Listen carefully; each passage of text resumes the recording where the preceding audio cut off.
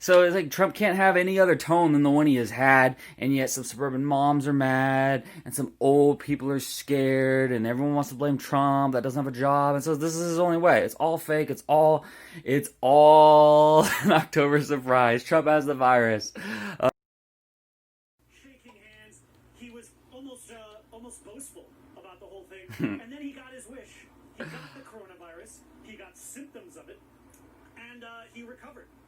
And then he was able to boast about how his athleticism, he was able to use So it Boris to Johnson in the his UK got the virus, and He then even boasted to reporters the that Brazilian had they president got the it. disease, that all of you wimps, you wouldn't have been able to survive like I did. So he was able to actually use it to his advantage. But in both cases, I have to tell you, the end result was that it actually improved their popularity. Guys? I can't believe everybody's just believing it on face value that Trump really has the virus. I mean, you gotta change your image, because you got too many old people that are hating you, blaming you. They're scared of the virus and they think it's your fault. Retirement communities, and then you got like the suburban moms that are seeing their kids go out to protest, and Trump's calling them anarchists and rioters and bad people.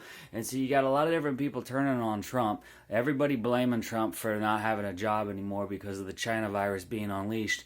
And how do you change that image? It hasn't been working. The law and order approach hasn't been working in all these swing state polls. The attitude against masks and this nonchalant attitude about the virus overall, like, hey, it is what it is, and it is all true. But like, it obviously isn't working enough. You're not winning back the people that you had. Like, you were going to win this election in a landslide before this China virus was unleashed. But now you lost some old people because they're blaming you and they're scared and all that. And you lost some suburban moms. So how do you win back some of these people? You got to change your image. With 30 days to go, you can't suddenly like have a huge epiphany about masks and the virus and so scared and social distance and don't do rallies. You just saw that debate. Trump was bragging about his massive rallies and Biden's stupid little circles and his huge ass mask on his face. So how do you change your image? You have to get the virus, and then you can have an epiphany.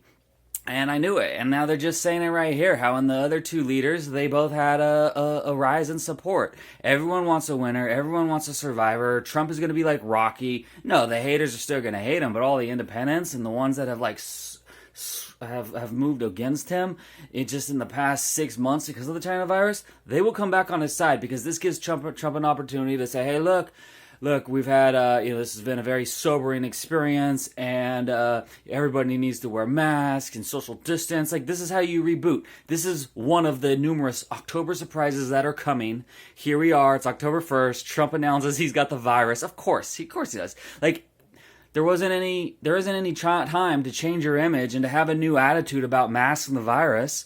And the poll numbers were working against you in all these swing states. So there you go. You get the virus. Now, October 15th, 2 weeks from now, he'll say he beat the virus, and yeah, in the very least, he's gonna just do what Brazilian guy did and say, "Hey, I'm tough, and look, see if you're athletic and if you're healthy, even if you're older, you'll be fine." He'll either have that approach or the very sympathetic, somber approach.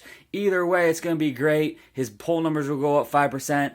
Anyone that thinks he really has the virus, you're all dumb. All you trolls mocking him, hoping he dies, you're all dumb. It's not real. He doesn't really have it. Okay, it's so funny. It's an October surprise. You should expect these kind of things to happen. And you should expect anything and everything to be done for Trump to stay in office no matter what.